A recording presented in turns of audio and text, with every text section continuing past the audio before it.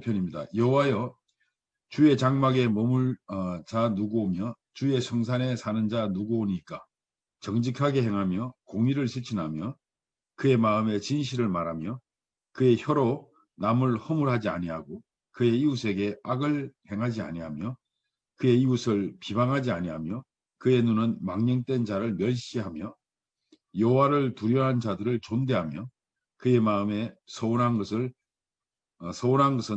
해로울지라도 변하지 아니하며 이자를 받으려고 돈을 꾸어주지 아니하며 뇌물을 받고 무지한 자를 해하지 아니하는 자이니 이런 일을 행하는 자는 영원히 흔들리지 아니하리라. 그래서 1절에서는 주의 성산의 장막과 성산에 누가 머물고 누가 삽니까 하고 이제 하나님께 문의를 하면서 그 뒤에 스스로 이제 답하는 아주 독특한 시입니다. 그래서 여러 분류 중에 장르상 이제 이 시를 지혜시라고 합니다.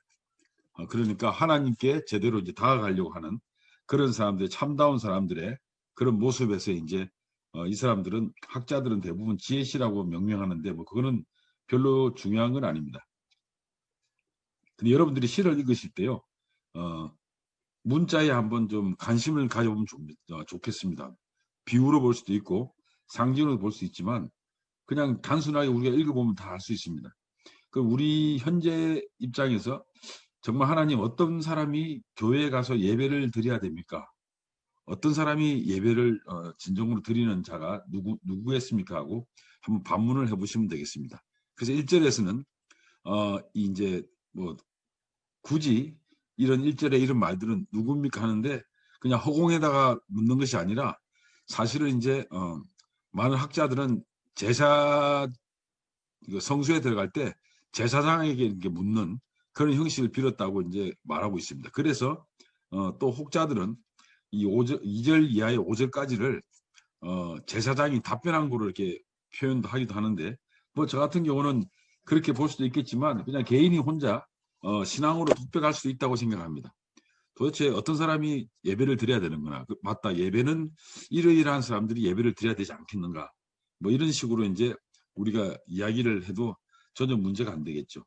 다시 말씀드리면 문자에 좀 관심을 가진다면 먼저 문자부터 말씀드리면 2절에 보면 정직하게 행하며 공의를 실천하며 뭐 이건 다 아는 이야기죠. 그리고 그의 마음에 진실을 말하며 그 다음에 혀로 남을 허물하지 아니하고 이 혀가 문제입니다. 혀가 문제. 말하는 게 말로 사람을 되게 공격하는 그런 경향이 예나 지금이나 있는 것 같습니다. 그리고 이웃에게 악을 행치 않으며 또 이웃을 비방하지 않으며 이 비방도 사실은 혀로부터 나오는 말을 이야기하는 건데 그의 눈은 망령된 자를 멸시하며 뭐 이렇게 여호와를 두려워하는 자들을 존대한다. 그리고 뭐 다 이제 좋은 이야기인데 여기 5절에 보면 이자를 받으려고 돈을 꿔주지 아니하며 그러니까 이 하나님 믿는 사람들이 그 당시에 보면 물론 우리가 많이 나오죠. 출애굽기 22장 25절부터 레위기도 나오고 신명기에도 나오고 에스겔서 18장 8절 이하도 나오고 이 이자 받으려고 돈을 별일을 받으려고 이자 받으려고 돈을 꿔주지 말라는 말씀들이 많이 나옵니다. 그래서 유대인들은 자기 종족들끼리 이렇게 돈 거래할 때 대부분 다 이자를 받지는 않습니다. 그런 그 습관이 있고 그래서 유대인 공동체는 불쌍한 사람들이 있으면 다 이렇게 도와주면서 특히 이제 그 신명기나 레위기나 출애굽기 보면 가난한 자에게 이제 돈을 빌려줄 때 이자를 받지 말라 하는 말이 있습니다. 어두워지기 전에 전당포에서 이제 옷을 차압했던 것을 옷을 돌려주라고 그러고 왜냐하면 그 겉옷이 이제 이불처럼 덮을 수 있는 그렇게 이불이 없어서 잠을 못 잘까 하는 사람들한테는 해가 지기 전에 웃돌이를 돌려주라고 이렇게 이제 하는 말도 있고 하는데 그만큼 이제 그 당시에도 이미 이 사람들은 이자놀이 아주 뛰어난 민족이었던 것 같습니다. 뭐 지금도 우리가 이제 이런 것들은 뭐 고이자하는 그런 그 행태가 많이 있죠. 그 다음에 또 보면 뇌물을 받고 무지한 자를 행하지 않는다. 사실 이 뇌물이라는 거 받는 거는 이 공직자를 이야기합니다. 그래서 거꾸로 이야기하면 하나님 믿는 사람 중에 당시에 부자도 있었고 그 다음에 공직자도 있었던 것 같습니다. 그래서 사실은 그 뇌물을 받는 사람 입장은 그 공직자거나 권력자인데 이렇지 않는 사람들이 그래서 뭐 그렇지는 않겠지만 저희들한테 그 예배 드리는 자의 자격을 물어보면 첫째는 위에 보면 심중에 정직하게 행하며 공의를 실천한다는 말은 그 사람의 내적인 인격을 말한다면, 마음의 진실을 말하는 인격을 말한다면, 그 뒤에 3절에 보면 혀로 남을 허물하지 아니하고 이웃에게 악을 행하지 아니하고 이웃을 비방하지 않는다. 이런 걸 봐서 이제 사회적 관계를 이야기하는 것 같아요. 그러니까 앞에는 2절은 그 사람 스스로의 인격을 이야기한다면, 내적인 어떤 그 진실성, 참다움을 이야기한다면, 두 번째는 사회적 관계에서도 있잖아요. 악하게 굴거나 남을 비방하거나 혀로 남을 뭐 허물을 더집어내는 이런 사람이 아니라 사회적 관계고, 그 다음에 이제 5절에 보면 4절 이하하고 5절에 보면 4절에는 이제 여호와 하나님이라고 하나님과의 관계가 나오죠. 참 재밌습니다. 1차적으로 이제 점청법이라고 해서 자기 개인의 어떤 심성을 이야기한다면, 두 번째는 옆 사람과의 관계를 이야기한다면, 세 번째는 하나님과의 어떤 그 관계를, 하나님을 두려워하는 삶. 그 다음에 이제 다섯 번째는 독특하게 이자를 받지 말고 그 다음에 뇌물을 받지 말아야 된다고 이야기합니다. 자, 그래서 이런 이야기들을 이제 염두에 두시고 한번 들어가 보겠습니다. 그래서 예배자의 도덕성이 나옵니다. 참 여러분들은 뭐 쉽게 하지만 제가 요약을 해봤는데, 정직하게 행해야 된다. 그 다음에 공의를 실천해야 된다. 이런 말을 합니다. 그 다음에 진실을 말해야 된다. 요 상태는 무엇을 이야기하냐면 개인적 어떤 도덕적인 개인 뭐 내적인 것을 이야기하겠죠. 그리고 남을 허물지 않고 악행하지 않고 이웃을 비방하지 않고 뭐 이런 것들은 상당히 이웃과의 관계를 이야기합니다. 이웃과의 관계. 그 다음에 여기에 보면 이제 여호와를 두려워하는 자 이런 거 보면 이제 여호와 하나님하고 관계를 또 이야기하고, 그 다음에 이거를 이제 뭐 고리대금은 업자나 또는 뭐 공직자나 여기 이제 나오는데, 하여튼 그 이것이 오늘날 우리한테 예배드리는 자의 도덕을 물어보면 이런 사람들이 어디로 가냐면 성산에 머물고 장막에 거한다는 거죠. 여기서 성산과 장막은 동일한 의미입니다. 왜냐하면 장막이라는 것은 출애굽 이후에 장막에 하나님께서 거하셨고, 성산은 예루살렘 성전에 거하셨다는 걸 이야기하는데, 이 똑같은 용어로 이제 예루살렘 똑같은 의미로 써 있는데, 이거는 비유적으로 뭐 너무나 잘 알듯이 시를 쓸 때 동일한 단어를 두 번 다 안 쓰기 때문에 하나님이 계시는 곳, 이런 의미로 이제 사용할 수 있습니다. 아무튼 그래서 많은 사람들이 이 학자들은 뭐 일부 독특한 학자들은 뭐라 그러냐면 이게 10가지가 나온다 그래서 십계명과 관련시키기도 합니다. 그 메모해 놓으시면 좋겠습니다. 10가지 이야기가 있는데 이거를 뭐 십계명하고 억지로 붙이려고 하는 사람도 있는데, 뭐 저 개인적으로는 그거는 뭐 아무런 의미가 없다고 생각합니다. 그리고 여기에서 나오는 도덕적인 거는 일반적인 도덕적인 뭐 이렇게 해야 되지 않겠냐는 게 아니라 이래야만 한다 하고 예배자의 어떤 절대적 도덕성을 강조하는 말입니다. 상당히 그 중요한 말이죠. 개인적으로도 이제 예배 드릴 때 항상 저는 이런 마음을 간혹 생각하긴 하는데, 내가 이런 거에 대해서 반성할 때도 있고, 또 내가 이웃을 또 비방한 적이 없겠는가, 내가 도덕적으로 좀 괜찮겠냐 하는 이런 그 생각을 많이 해봅니다. 그 다음에 보면 예배 드리기 전에 이제 자신을 살펴보는 거죠. 그래서 1절에 보면 여호와의 주의 장막에 머물 자 누구며 주의 성산에 사는 자 누구입니까 했는데, 시편 61편 4절에 보면 내가 영원히 주의 장막에 머물며 내가 주의 날개 아래 피하리로다, 이런 말들이 많이 있습니다. 그래서 저는 예배 드리기 전에 한번 만들어 봤습니다. 그래서 예배 드리기 전에는 이 형제와 화해하는 거, 물론 뭐 이렇게 분쟁이 있거나 제가 그렇지는 않지만 예배가 참 분명히 우리한테는 아주 제일 귀하고 하나님께 감사드리고 경배하고 영광을 돌리는 일인데, 그럼에도 불구하고 혹시 이제 제 마음에 그런 불편함이 있는 것이 있나 한번 생각해 볼 필요가 있는데요. 한번 읽어보겠습니다. 나는 너희에게 이르노니 형제에게 노하는 자마다 심판을 받게 되고 형제에 대하여 나가라 하는 자는 공회에 잡혀가게 되고 미련한 놈이라 하는 자는 지옥불에 던지게 되리라. 그러므로 예물을 제단에 드리려거든 거기서 너 형제에게 원망 들을 만한 일이 있거든 생각나거든 예물을 제단 앞에 두고 먼저 가서 형제와 화목하고 그 후에 와서 예물을 드리라. 우리가 너무 잘 아는 이야기죠. 이 마태복음에 이 나오는 이야기가 이 시편 15편하고 아주 일맥상통합니다. 그래서 시편에는 이웃이라고 단순하게 뭐 관계 설정을 했지만 이 마태복음에서는 그 이웃을 어떤 그 관계로 맺어놨냐면 형제로 이렇게 표현했다는 거죠. 형제로. 그래서 이런 것이 좀 차이가 있고 더 밀도 있게 이야기했지만 동일한 이야기가 아닐까 싶습니다.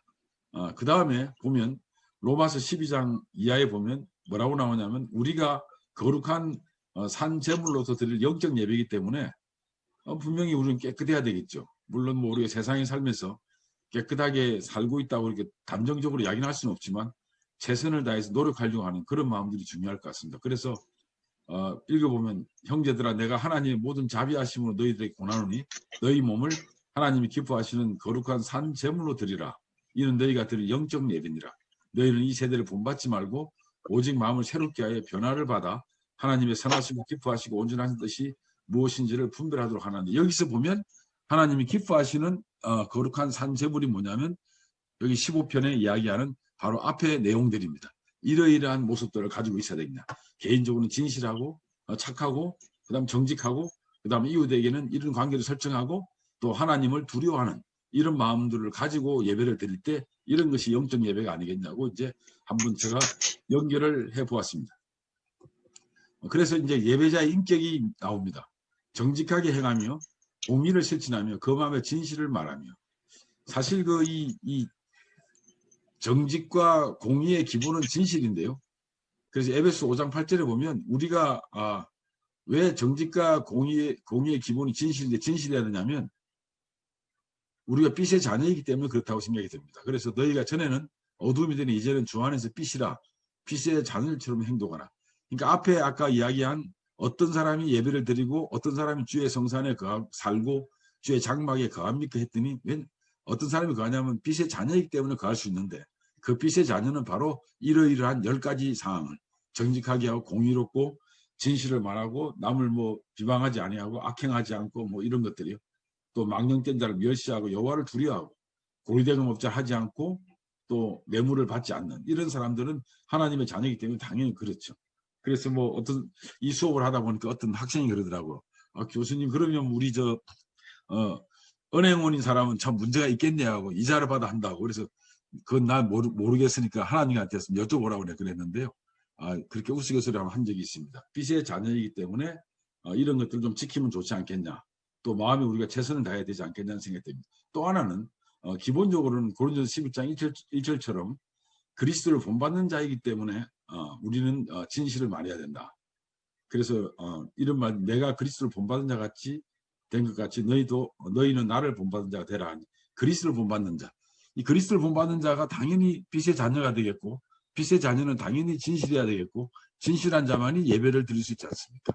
뭐 이런 것들이 이제 우리가 연동을 시키면 충분히 너무 쉽게 이야기가 되겠죠. 그래서 저는 항상 15편을 이야기할 때 말씀을 드릴 때 이거는 아주 시편에서 가장 중요한 예배 드리는 자의 자세가 어때야 되느냐 하는 것을 항상 이제 저는 이 시편 15편을 가지고 강조를 하고 있습니다. 그 다음에 여기 보면 이제 베드로전서 2장 2절에 보면 죄가 있어 매를 맞고 참으면 무슨 칭찬이 있느냐. 그러나 선을 행함으로 고난을 받고 참으면 이는 하나님 앞에 아름답다 하는데 예배자의 인격은 하나님 앞에서 아름답게 보여야 하기 때문에 그렇습니다.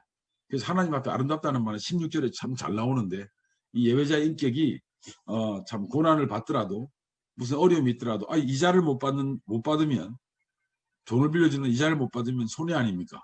그 다음에 뭐 좀 뇌물을 받고 이래야지 좀 잘 살고 남을 좀 남하고 이렇게 으쌰으쌰 해가지고 자기 삶의 어떤 그 질을 좀 높이려고 집단화되고 이기적인 사람들이 아무래도 좀 세속적으로는 삶이 좀 풍요롭지 않겠습니까? 그런데 그런 것들은 아무 의미가 없다는 거죠. 오직 선을 행함으로. 그래서 이것들이 모두 다 이제 연동이 되는 겁니다. 저는 이렇게 이제 성경 구절을 한번 찾아보고 이제 만들어 보았습니다. 그래서 오늘날 대부분의 이제 그리스도인들이 이런 것들에서 좀 각성을 좀 하면 좋겠다는 생각을 늘 이제 예배는 우리가 이제 주의 성찬을 중심으로 주의 만찬을 중심으로 모여 있지만 예배 드릴 때 이런 마음을 시편 15편을 항상 염두에 주면 좋지 않겠냐 하는 생각을 해봤습니다. 그래서 이제 이 그리스도인들이 진실하면 진실의 결과가 이제 어떻게 날 것이냐. 그러면 너무 손해 아니냐고. 근데 여기 보면 전부 다 15편에 보면 주의 장막에 머물 자, 또 성산에 사는 자, 동일한 인물이지만 우리 그리스도인들이 이렇게 정직하게 행하고 마음의 진실을 이야기하고 공의를 신실할 때, 이렇게 진실하게 생활할 때 어떻게 되냐고 제가 한번 상상을 해봤습니다. 그랬더니 제 마음 가운데 이 두 구절이 이제 떠올랐는데, 하나님의 흠없는 자녀로서 빛을 드러내게 되기 때문에, 그래서 이제 전도 힘이 나타난다는 거죠. 그래서 이는 너희가 흠이 없고 순전하여 어그러지고 거스리는 세대 가운데서 하나님의 흠없는 자녀로 세상에서 그들 가운데 빛들로 나타내면, 그래서 저는 당연히 내가 인격적으로 진실하게 말하고 공의를 실천하고 뭐 남을 비방하지 않고 하나님을 무서워하고 그 다음에 뇌물도 안 받고 고리대금업자도 하지도 않고 뭐 이웃에 비방하지도 않고 하다 보면 당연히 이 진실을 근거한 향기를 나타내는데, 그리스도 향기를 나타내게 되면 이것이 결국은 복음으로 성화되지 않겠냐는 거지. 그래서 다시 말하면 예배가 중심이 돼가지고 전에는 이러이러한 자세로, 정직한 자세로 임하고 이 예배를 통해서 하나님께 영광을 돌리고, 그리고 예배 후에는 이것이 전부 다 전도심으로 승화된다는 거죠. 복음 전도예요.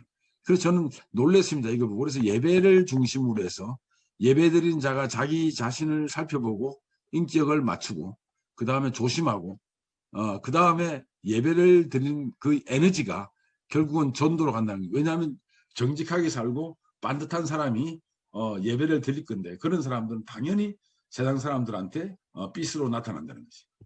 그래서 이것이 전도로 승화된다는 거죠. 그래서 예배 잘 드리는 사람들이 사실은 전도도 잘하는 거지. 또 예배를 사모하는 사람들이 전도를 잘할 것이고, 예배에 자신을 돌아보면서 회개하고 반성하고 거기서 다시 또 주님의 기품을 자기가 이제 만끽하고 그 에너지로 전도할 수 있는데, 그래서 이제 이 참다운 행함을 하는 사람들, 진실한 사람들, 이런 사람들은 예배를 잘 드릴 것이고, 그들은 당연히 하나님의 장막에, 주의 장막에 거하며 하나님의 성산에 사는 사람이 될 것이니까 자연스럽게 거기에는 그리스도의 빛이 향기가 나타날 것이고, 그것은 전도로 성화되는 건 기정사실이라는 거죠. 그래서 15편에는 짧지만 우리가 얼마든지 이렇게 이해를 할 수 있습니다. 그 다음에 그것뿐만 아니라 자기를 미워하는 사람들이 대적자까지도 부끄러워게 할 수 있는 거예요. 그래서 디도서 2장 7, 8절에 보면 범사에 네 자신의 선한 일의 본을 보이면 교훈에 부패하지 아니함과 단정함과 책망할 것이 없는 바른 말을 하게 하라. 이는 대적자로 하여금 부끄러워서 우리를 악하다 할 것이 없게 하려 합니다. 결국은 가까이는 전도의 힘이 되지만 우리를 미워하고 못살게 굴던 뭐 세상 사람들 또는 뭐 이웃이나 이런 사람들도 부끄러워한다는 거예요. 근데 이 모든 에너지가 다 어디서 출발하냐면, 저는 감히 말씀드립니다. 예배에서 시작된다고 봅니다. 예배는 사실은 보면 우리 삶에 있어서 필터링 하는 거랑 마찬가지라고 봐요. 일주일 동안 6일 동안 살다가 주일날 예배 드릴 때 또 며칠 동안 잘못 살은 거에 대해서 또는 반성할 거나 또는 이랬으면 더 좋았을 거야 하는 부끄러운 마음도 있고, 또 하나님의 또 이 놀라운 또 이 은혜를 맛보는 뭐 그런 여러 가지 좋고 나쁜 점이 어우러져 있다가 예배에서 다 하나님께 이제 경배드리고 하나님께 감사하면서 그걸 다 씻어내고 새로운 마음을 가지고 나오다 보면 전도의 에너지로 승화되고, 그 다음에 대적자, 나를 미워했던 사람들까지 부끄러워지게 하는 그런 이제 예가 되는 거죠. 그래서 저는 15편이 아주 우리 그리스도인의 아주 중요한 예배 드릴 때 우리들의 자세가 아니겠냐 하고 한번 이렇게 준비를 해봤습니다. 다음으로요. 우리가 예배 드릴 때 중요하게 이제 예배자가 조심해야 될 게 있습니다. 유의해야 될 게 있습니다. 그래서 뭐냐면 이 3절에서 5절 보면 뭐 아까 혀로 남을 허물하지 아니하고 이웃에게 악을 행하지 아니하고 이웃을 비방하지 아니하고 눈을 망령된 자를 이제 멸시하고 여호와를 두려워하는 자를 존대하고 마음에 약속한 거 서운한 것은 해로울지라도 이제 변치 말아야 되고 이자를 받으려고 돈을 꾸주지 아니하면 뇌물을 받고 또 무지한 자를 해하지 아니하 뭐 이런 것들이요. 그러면 이제 이런 사람들이 흔들리지 않는다, 안전하다고 했는데 사실은 거짓은 진리에서 나오지 않습니다.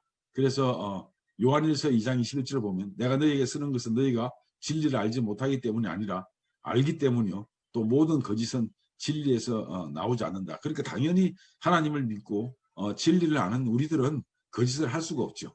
그렇기 때문에 만약에 거짓된 것이 나왔다고 한다면 우리는 이제 반성해야 되고 뭐 이런 것들까지도 이제 시편은 우리한테 이야기하는 15편입니다. 그리고 혀는 있잖아요. 혀는 거짓의 악이며 사람을 죽이는 독이라고 이제 야고보서 3장 8절에 나오죠. 혀는 능히 길들인 사람이 없나니 쉬지 아니하는 악이요 죽이는 독이 가득한 거다. 이 혀를 가지고 이걸 시편에는 너무 많이 나옵니다. 혀 밑에 잔해가 가득하고 목구멍은 열린 무덤이고 뭐 입에서 나오는 것마다 그냥 촌철살인입니다. 남을 다 그냥 못 살게 하는 것들이죠. 그래서 시편에도 이 혀를 조심하라니 많이 나오고 자문에도 많이 나오죠. 그 다음에 이제 악행은 무지한 것이라고 나옵니다. 죄악을 행하는 자는 다 무지하다. 우리 시편에 나오는데요. 그들이 떡 먹듯이 내 백성을 먹으면 여호와를 부지 않는다. 이 잘못 쓴 14편 4절인 것 같은데 그래 지난번에 저희들이 이야기했죠. 이 부분에 대해서 14편 4절입니다. 이 부분. 그런 것들 이런 것들을 저희들이 이제 보게 됩니다. 그래서 제 개인적으로는 이거를 이번에 처음으로 15편을 이렇게 신학의 말씀을 해서 한번 연결을 시켜봤습니다. 결론적으로는요. 이 성경은 신앙 지침이면서 뭐 15편을 중심으로 해서 사회성을 강조한 하나님의 말씀이라고 지금 감히 만들어봤는데 그 이유는 생각을 해보십시오. 여기가 그냥 이 성경에 나오는데 이자 받지 마라, 뇌물 받지 마라, 이웃한테 뭐라 그러지 마라, 뭐 이런 것들이 있죠. 진실하게 살아라. 이런 것들은 사회성을 무지하게 강조한 하나님의 말씀입니다. 그런데 이 사회성의 중심에는 뭐가 있냐면 성산에 머물 자, 성산에 사는 자, 장막에 머물 자를 이야기하는 겁니다. 그래서 성경은 우리가 알고 있는 유일하게 하나님한테만 막 이렇게 어떻게 해야 된다는 그런 그 이야기로 다 있는 걸 알고 있지만 사실은 그렇지만 그 진정한 그 하나님을 예배드리는 자, 하나님을 경배하는 자는 분명히 사회적 어떤 도덕성도 강조가 되고 있다는 걸 아셔야 될 겁니다. 그래서 많은 분들은 개인 신앙으로만 생각하는데 저는 그래서 기독교는 아주 놀라운 우리한테 그 의무를 주고 있는 하나님의 말씀이라고 생각합니다. 어떻게 생각하냐면 개인적으로는 우리가 구원을 받았다고 하나님한테 제가 개인적으로 그렇게 이야기할 수 있지만 이 구원받은 후에는 우리가 해야 될 의무가 너무너무 많다는 거죠. 너무너무 많다는 거죠. 사회성을 강조한 겁니다. 그럴 때 진정으로 우리는 하나님께 예배를 드리면서 또 그걸 다짐하게 되고 뭐 이렇습니다. 그래서 사회성을 강조한 하나님 말씀 특히 저는 시편 15편에 있지 않는가 이런 생각을 해봅니다. 그래서 성경은 개개인의 삶을 강조하기도 하지만 이웃과 이렇게 화목하고 덕을 나누고 또 나눔을 강조하는 사실은 이자를 안 받는다는 것은 나눔을 강조하는 거 아니겠습니까? 그죠? 그리고 뇌물을 받지 않고 무지한 자를 하지 않는다는 이야기는 해하지 않는다는 이야기는 정직하게 판단하는 거죠. 이 사람이 공의를 실천한다고 2절 하반절에 나왔는데 공의를 실천한다는 게 뭡니까? 공의 실천의 핵심이 이게 재판입니다. 재판입니다. 근데 이 사이에 뇌물이 들어가면 안 되겠죠. 그래서 아주 이 말이 전부 다 맞습니다. 이런 것들을 이제 우리가 알면 참 도움이 되지 않을까 하는 생각을 해봤습니다. 감사합니다.